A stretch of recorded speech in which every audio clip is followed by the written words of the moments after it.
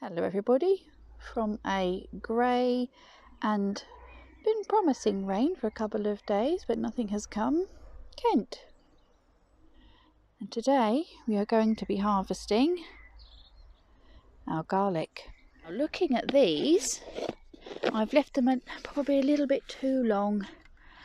I was waiting for them to swell up a bit more, but they've started to go brown at the tops, as you can see here, and you just want to wait for the outside leaves to go brown. And still a little bit green on the top. So this is the moment of truth. As you can see, these are the ones I cut the leaves off of not too long ago because of all the rust they were getting on them. So let's see. What you want to do is you want to dig around so that we don't harm the bulb. I always forget how hard this soil is. Right, that has taken some willy to get out, and not a very big one, that one, but it's all garlic. You see that started to come off. The outer layers have started to die where these were left a bit too long in the ground. Let's see what else we've got. I had to change trowels because the other one was bending. Needed something a bit more hardcore.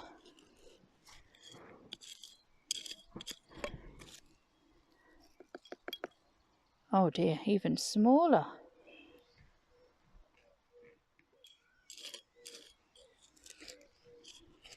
I've heard from a lot of other people that it's been not a great year for garlic. That one's better.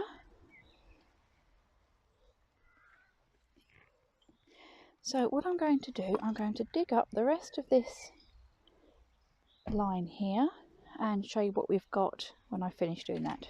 Right, I've got some bad news. We have some good garlic here. Some nice ones. Another good one.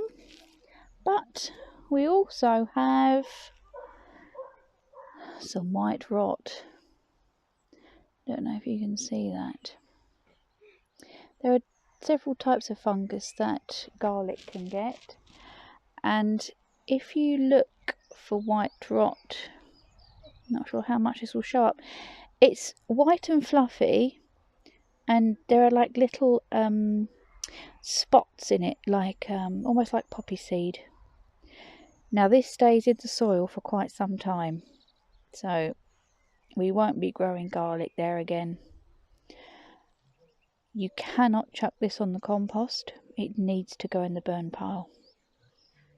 So another rotten one. Another rotten one. That's a shame because that was a big one. Two more. That one completely rotted away. Another one with rot. Oh dear, I think most of these are rotten.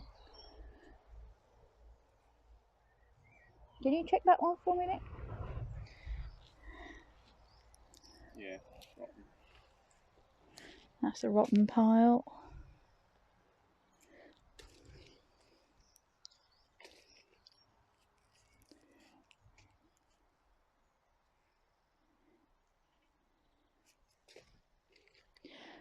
Last one.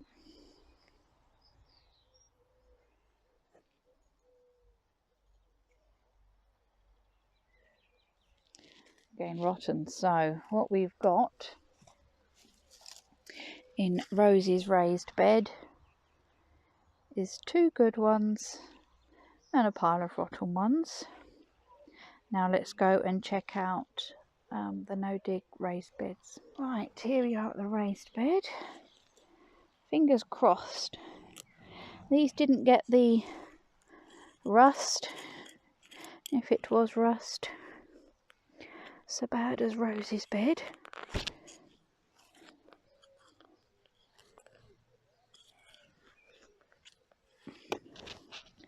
Small bulb.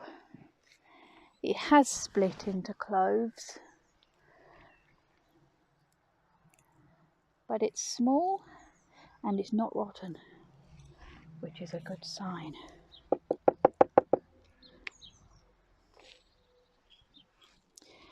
Right, let's see what else we've got.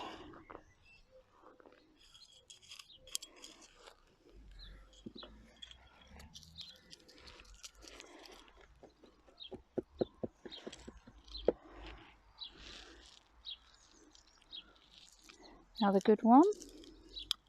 Again, it's small, but that doesn't matter. Excellent. Right, rather than you watch me pull all of these up, I'm going to pull them up and show you what we've got.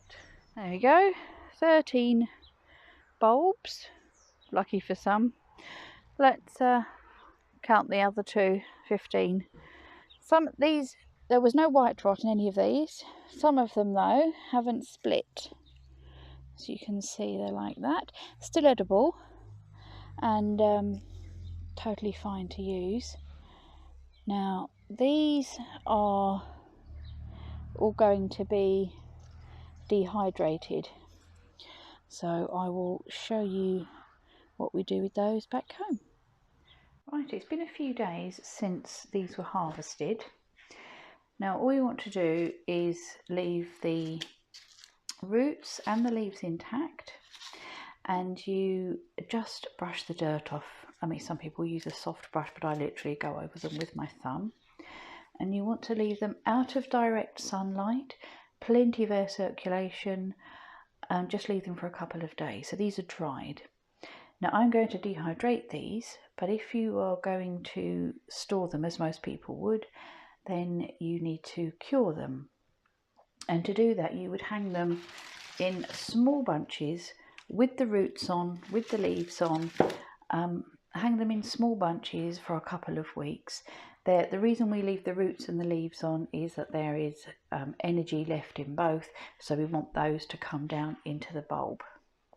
When we talk about garlic, we talk about hard neck and soft neck varieties, and both have their pros about them. So the way to tell the difference is when they're growing, they can produce a flower stalk. Now, if you have a flower stalk come up, which these didn't, that's called a scape, and that would make them hard neck varieties. Okay. Now that flower stalk you want to pick off when you see it. You can pickle them. You can put them in stir fries. They're quite nice. You don't want to leave them on because you want the goodness to come down into the bulb. If you did leave the scape on, the flower would make tiny little bulbs, which you could harvest and grow garlic from, but it's really not an efficient way of getting garlic, rather like, rhubarb's not an efficient way to get the seeds from the flower. With a garlic scape, it would take you about 3 years to get a good garlic bulb from that, so you're better off saving a couple of these bulbs and taking a clove and using those. Now back to storing. Once you've dried them for a couple of weeks, what you're going to do is, and I will do this because I still need to do it here.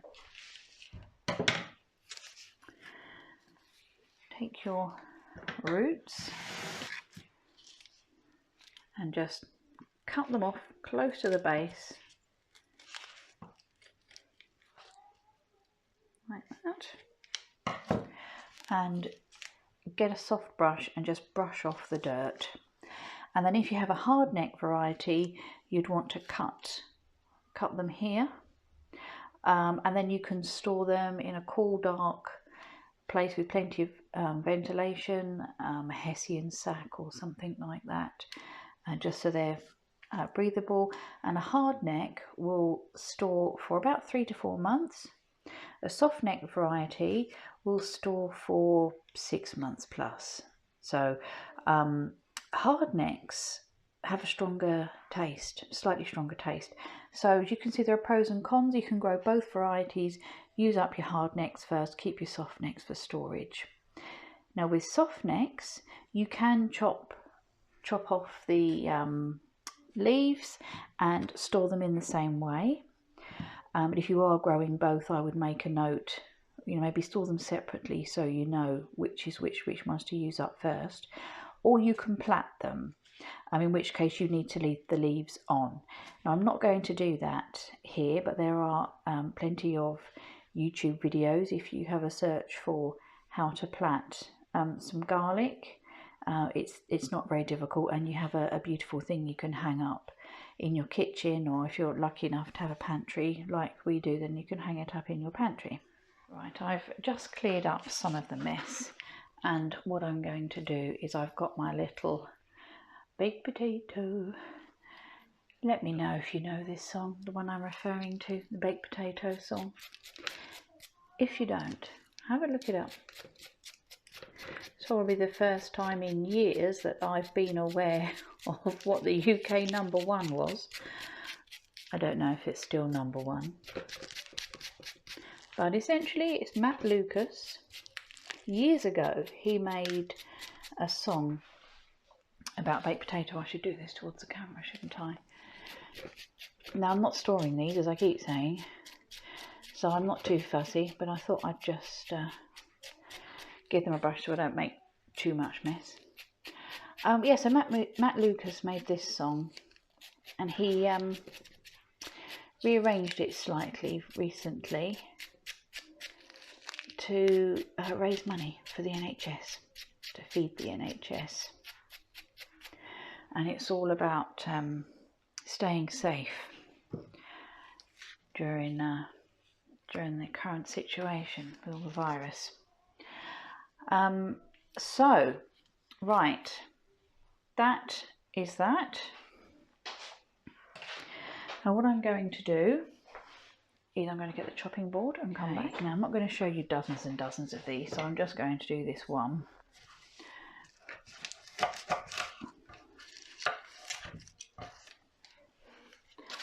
I've just kept my little pot here that I'm just putting all the rubbish in, and it can go straight into the compost. Now I'm going to peel the garlic. This is if you're going to dehydrate them. This is my dehydrator, which we use quite a lot. Obviously I appreciate a lot of people don't have them, but you can dehydrate in your oven, so that's good. If your oven goes down to 50 degrees, you can do that. If you're dehydrating, really you want to use as fresh as possible.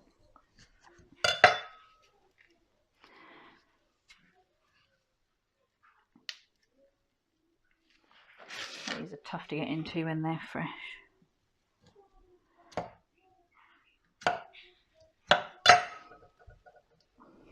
The skin's not as papery as when they've been cured, so they're not as easy to get into. There we go.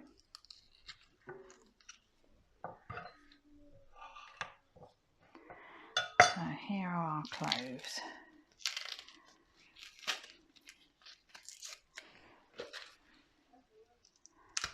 My hands are going to smell lovely after this. It's very white, as you can see.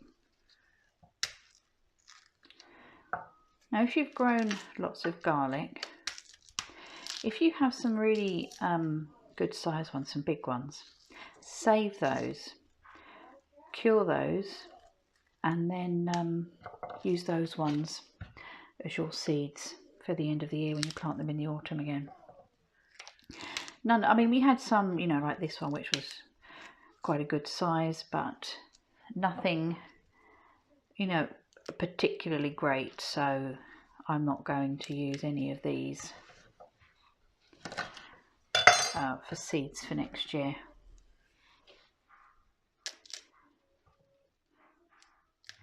So I'm just going to dehydrate them all. Right, I'm about halfway through and I've just come across our smallest one. Now, as you can see, it's not split at all. Well, there's a little tiny bump, but we're still going to use it. I've got two chopping boards here because I've got one that is dirty, and then I can keep the cloves clean up here. Now, another way of telling hard neck or soft neck, obviously this is soft neck. I'll just pop that in there.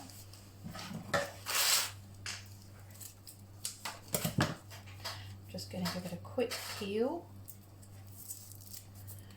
and see what we've got inside. Oh, there are a few little cloves there.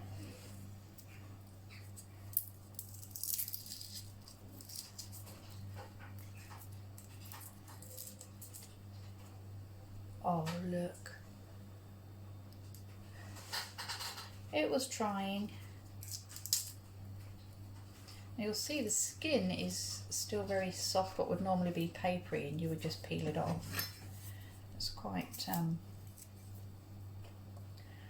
soft still, but it is still okay to identify. Some of it has been soft enough to leave on.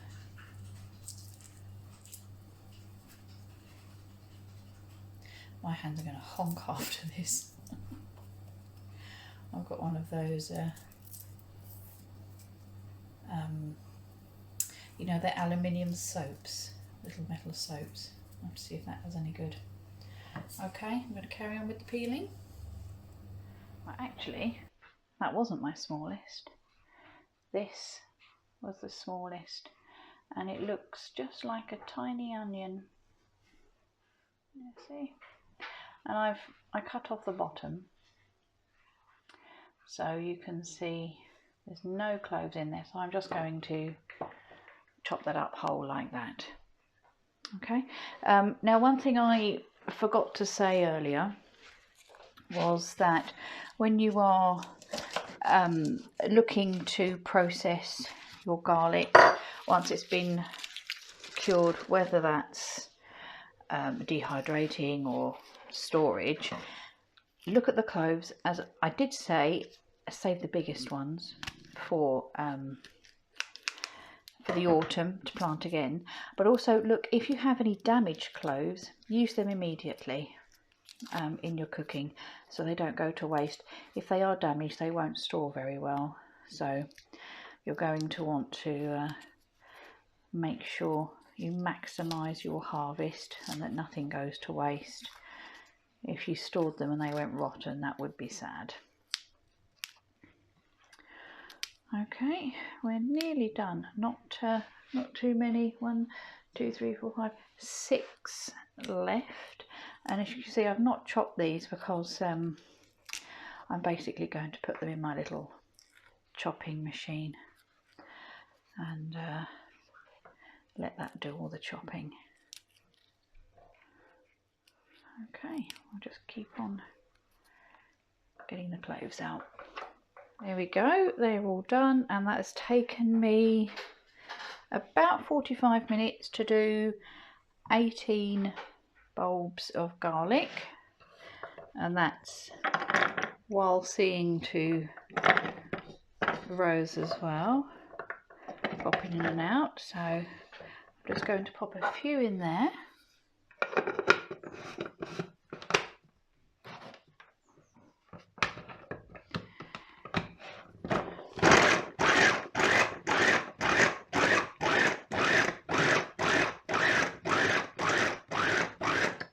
To roughly chop.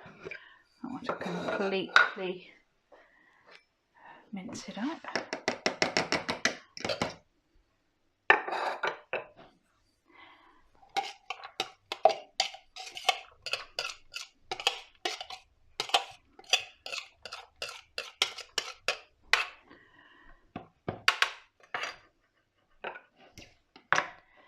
And the next one, in goes our tiny one. This little workhorse I've had for years. It was only cheap, and absolutely great.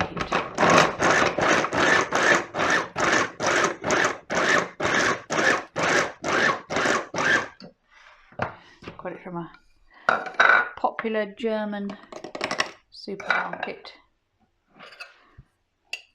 There's one that's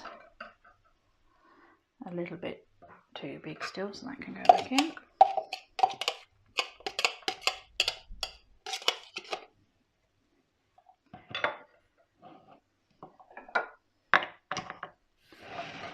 Nearly done. Let me know in the comments below if you've grown garlic this year. I mean, considering over half our crop got white rot, we've not done too badly. But let me know what your harvest was like.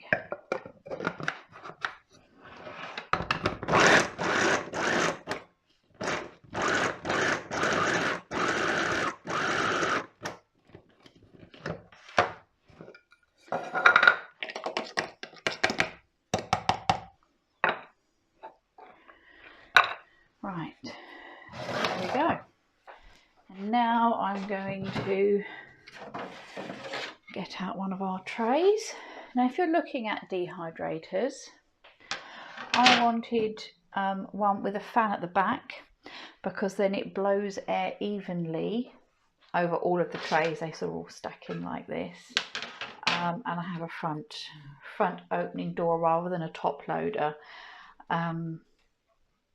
It just suited us better, and I wanted a square one because I knew I'd be putting stuff on top, so you know, I stick this on top normally for storage. So now obviously the garlic would fall through these. It's you know, allows for better airflow. So what I've got is some reusable baking sheets, so I pop them on.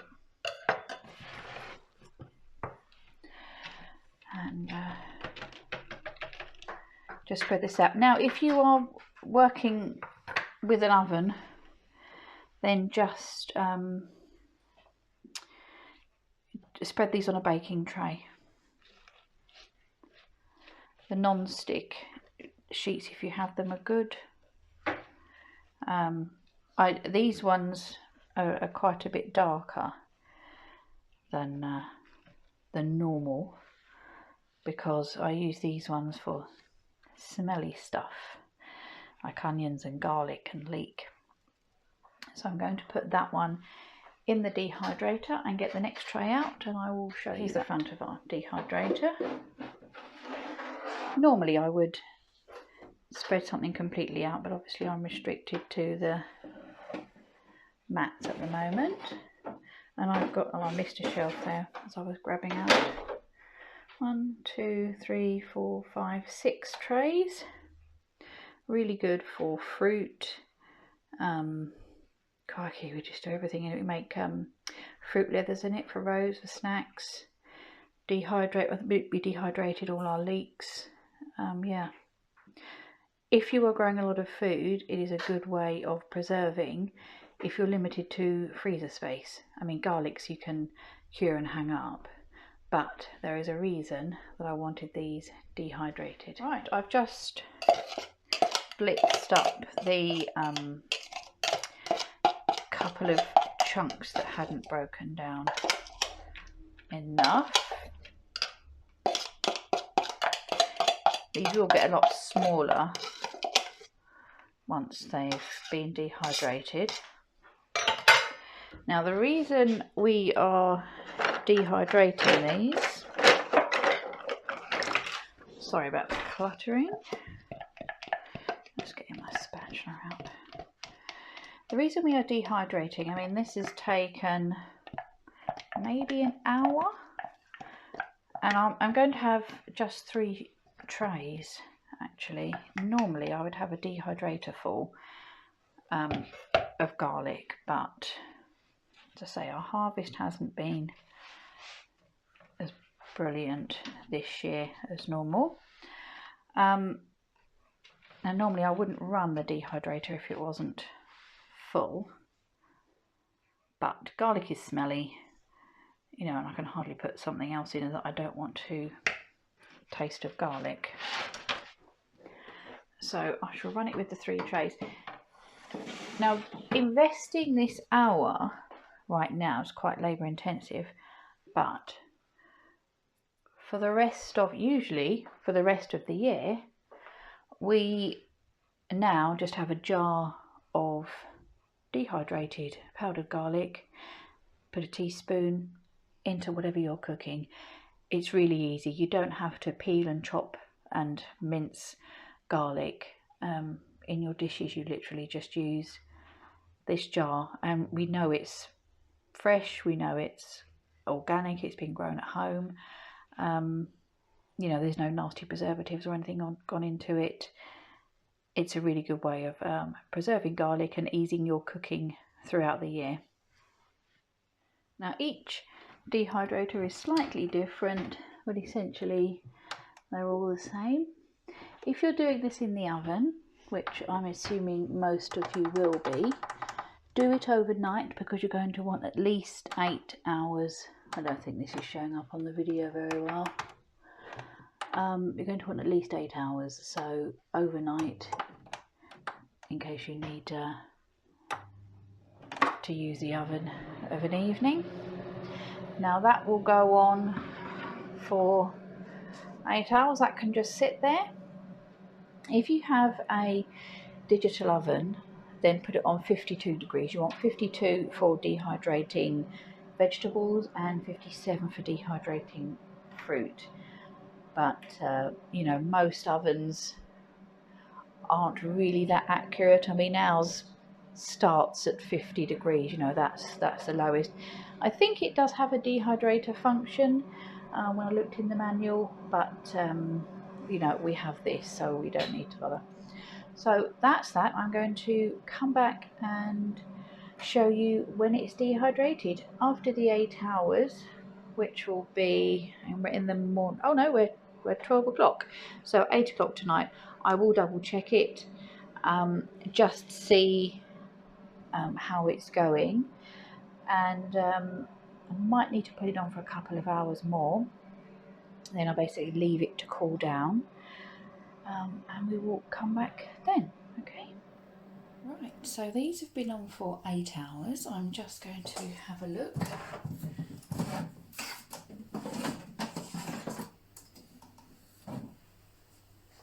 See how they're doing. If you can hear, it's all quite crispy. Oh, there's some bits, some bigger bits which are a little bit soft still. Not quite completely done.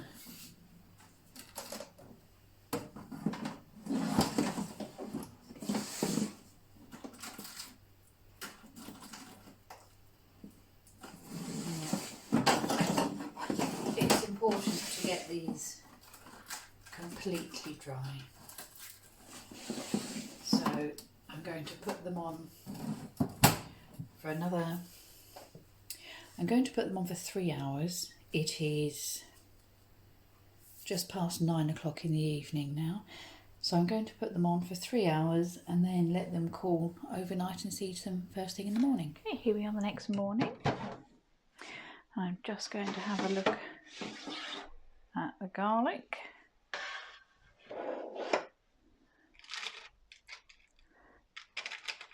Checking the big bits. They are hard. Lovely. So I'm going to put them in there and blitz them up into a powder. Just because, I mean, you can leave them like this, put them in a jar like this, but I prefer a powder. So I shall get on with that. Just check the other trays, and once it's all in the powder, I'll come back. Right, I've done a little bit. Normally, I would have a decent size jar to fill, but we don't have much. I think I was being optimistic getting that out. I have a little jar, and a big funnel. This is good for jams and chutneys and things. So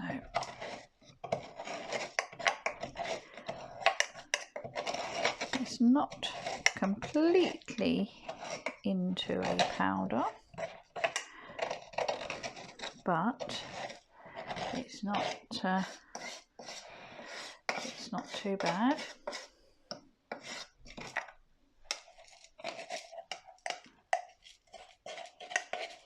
That's good enough to use.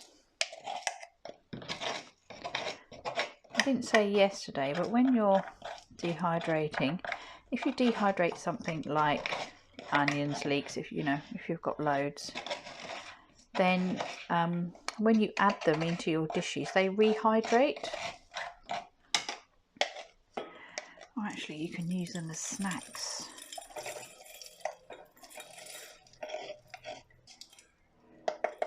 This big funnel makes it a lot easier.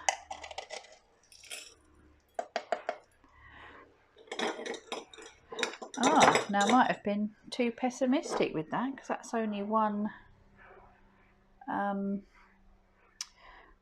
tray, and I've got 3 trays. I might need to get a bigger. One. Let's see how we go.